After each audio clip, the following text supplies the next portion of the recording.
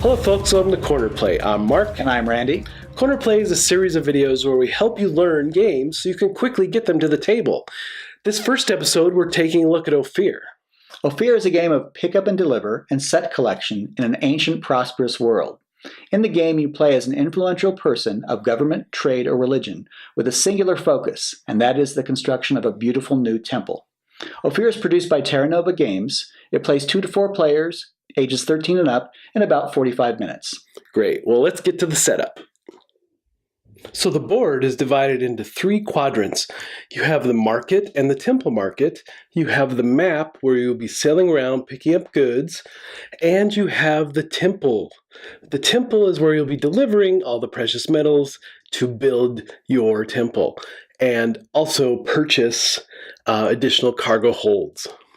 Each player will start off by picking a ship card. Each player receives a player ship mat for their corresponding ship. There's 2 sides to this.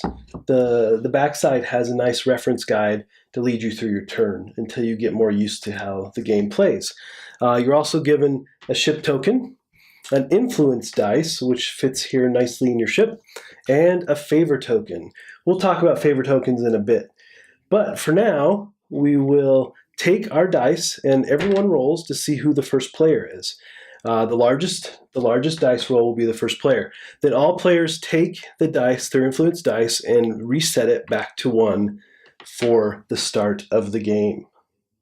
Next up, you're going to take your 7 setup map tokens, and without looking, randomly place them on the board in the different hexagons.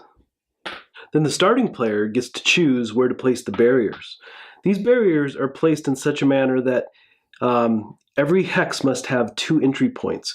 So in this instance, this would work, but you cannot place them like this. But it is up to the first player to decide where they live. Then the map selection tokens are turned over to see where all our different materials and temple and market lie. So in this case, the temple is here, and we place its token.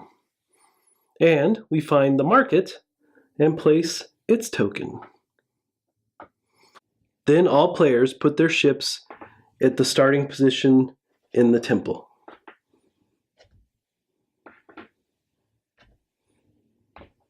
Then all the goods are placed in the hexes for easy access throughout the game.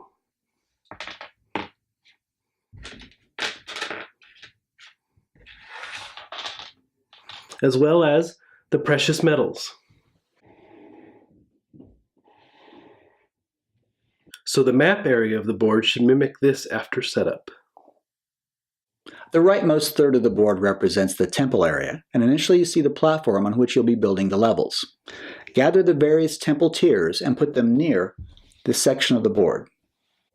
On the temple platform and on each of the tiers, you'll see numbers representing the cost of gold and silver for that level. The costs increase as the levels go up.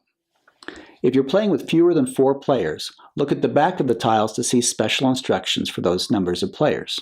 For example, if you're playing with 2 or 3 players, start with the initial level of the temple, the 3-1 level, already placed on the board.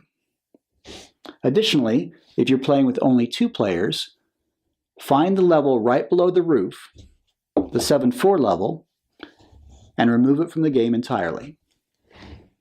The objective in Ophir is to collect the most victory points, and those points are represented by these cards. Separate the victory point cards into their 4 denominations: 1s, 2s, 5s, and the most coveted, 10s. The last item to set up in the temple area will be the cargo holds. These are rectangular pieces that have 1 cargo hold on one side and 2 on the other. There are 4 of these. Place them all in a pile in the lower right-hand corner of the temple area. Now the furthest left of the board is the market area. This is where you'll have your merchants and your temple market. So first thing you're going to do is take your commodities cards, the A and B deck, and you're going to shuffle the A deck and then independently shuffle the B deck. From the A deck, you're going to take 5 cards and remove them from the game. The A deck will then go on top of the B deck and will occupy the market deck space. Then you're going to take the top 3 cards from the deck and populate the market booths. The Temple Merchant token is then randomly placed on one of the booths, and however you randomly place it is up to you. You can use dice or drop it or whatever suits you. Then you'll take your market modifiers, flip them over, randomize them as much as possible, and then place them randomly below the booths. Then lastly, you'll take the coins and place them to the side of the board or across the top. We generally like to put them across the top for easy access for everyone in the game.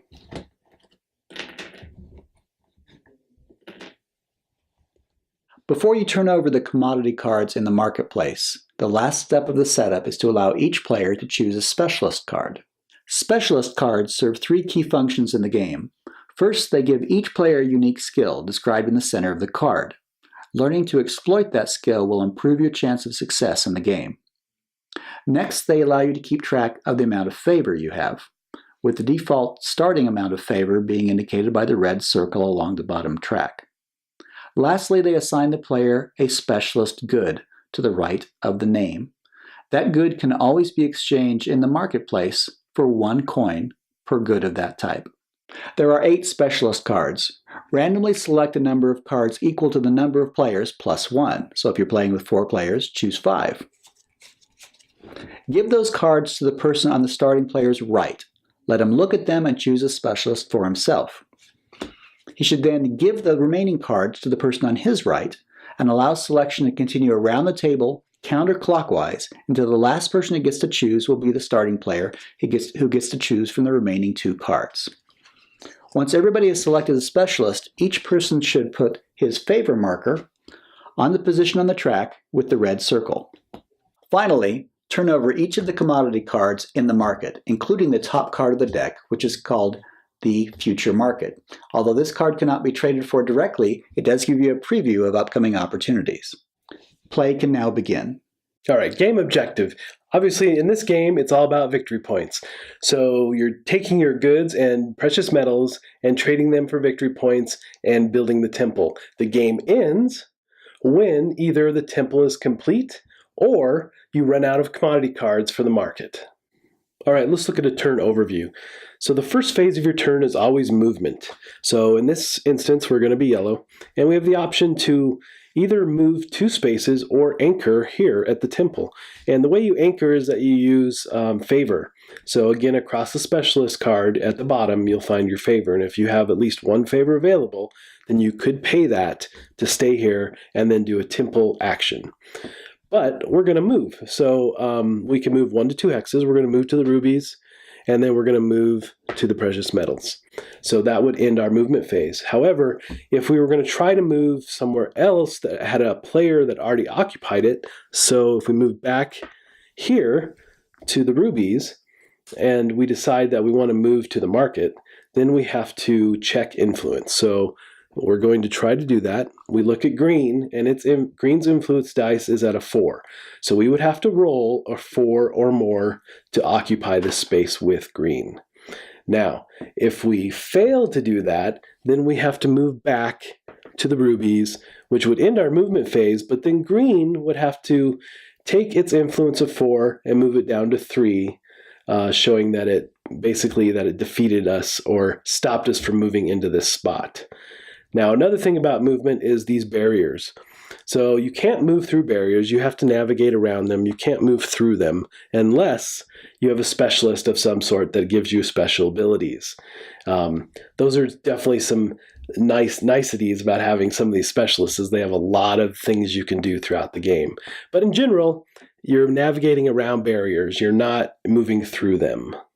There are several other options while moving. Let's take a look at a few others. You also have the option of moving just a single hex. So you could just move from here to the cloth hex and call it good on your movement phase, and then you could go right to action. Now you might be asking what happens if you try to move through a space that has 2 or more ships already occupying it. Well, you still roll your influence dice like always, but you're going to roll against the highest valued ship. Now, if two ships have the same value, let's say that blue and white have an influence value of 5 and your yellow ship is moving in. Well, then you're going to roll, and if you fail that roll, then both blue and white would have to reduce their influence dice from 5 to 4 if you fail. But if you roll a 6, then you move into the space and share it with everyone. You have the ability to use favor instead of influence when trying to move through or occupy a space with another player. So again, we're going back to yellow, and we're going to try to get to the blue hex with the stone. So in this particular example, we're going to move here, and instead of looking at blue's influence, which is 3, we don't even care because we're going to spend one of our favors to move into this spot with blue, and we move our favor from 2 to 1. If during the navigation phase you have attempted movement but failed both of your influence rolls and are still in the hex where you started your turn, then your turn ends and play continues with the person on your left. If, on the other hand, you have successfully moved to another hex or have used favor to anchor in the hex where you originally started your turn, then your turn continues with the action phase. The actions you're allowed to take are determined by the hex in which you're located. If you are located in one of the hexes with the basic goods, and those goods are cloth, wood, stone, and gems, then you are allowed to, but not required to, take one good of that type and place it in your cargo hold. If your cargo hold is already full, then you can throw one of your existing goods overboard to make room for the new good type. If you are located in the hex that sells precious metals, you can purchase gold and silver. Unlike the hexes that provide basic goods where you can obtain one good per turn for free, in the metals hex you can purchase up to 2 items as long as you have sufficient funds and space in your cargo hold. Keep in mind that both gold and silver take 2 spaces in your cargo hold. Gold and silver can be purchased with either coins or favor. The cost in coins will be determined by the current level of the temple being built. The cost in favor will always be 5 favor for gold and 3 favor for silver. If you are located in the hex with the marketplace, then you have the opportunity to trade in goods for coins. While you're in the market hex, there are 2 ways of exchanging goods for coins. The first is by performing a market trade. You do this by identifying one of the commodity cards, taking the goods shown on that card from your cargo hold and returning them to the supply, and then receiving the number of coins shown at the bottom of the card adjusted by the market modifier. In this case, I could take 2 stones from my cargo hold, return them to the supply, and receive 3 coins minus 1 for a total of 2 coins. After performing a market trade, remove the rightmost card from the game, shift the remaining cards 1 space to the right, and turn over the top card of the deck to show a new future market. You can perform 1 market trade per turn. You also have the option of turning in specialist goods. Most specialists have a good shown by their name. In this case, the money changer has cloth as her specialist good. This player can receive 1 coin for each cloth piece they turn in. If they turn in 3 cloth pieces, they will receive 3 coins. You can exchange specialist goods on the same turn you perform a market trade. If you exchange specialist goods without performing a market trade, do not cycle the commodity cards. If you are located in the hex with a temple, then there are 3 actions you can take. The first type of action you can take while you're in the temple hex is to contribute precious metals to the construction of the temple. You do this by taking gold and silver pieces from your cargo hold and placing them in the gray shaded rectangles on each temple tier. For each silver you contribute, you receive 5 victory points. For each gold you contribute, you receive 10. You can do this with up to 2 pieces of metal per turn. If, while you're contributing metal, you fill in the 3rd shaded rectangle on a tier, immediately remove all pieces of metal from that tier, put the next tier in place, and continue contributing metal pieces on the new tier. Note that the new tier in this case shows that the cost of purchasing gold bars in the metal hex has gone from 3 to 4 coins, and the cost of purchasing silver has gone from 1 to 2 coins. The second type of action you can perform while you're in the temple hex is to expand your cargo hold. You can do this by spending 2 coins to purchase a cargo piece, which you will then add to your player mat so that you have a total of 3 cargo holds. You can do this once per turn. However, in future turns you have the option of returning to the temple hex, spending 2 more coins to flip this cargo piece so that you now have a maximum of 4 cargo holds. The third type of action you can take while you're in the temple hex is to perform a temple donation. Instead of contributing gold or silver, this involves contributing the basic goods shown on the commodity card directly beneath the temple merchant in the market area. Instead of receiving coins, you will receive victory points and favor shown by the number at the top of the card. This number is not affected by the market modifier. So in this case, it would involve me taking 1 gem from my cargo hold, returning it to the supply, and in exchange receiving 1 victory point and 1 favor. You can perform 1 temple donation per turn.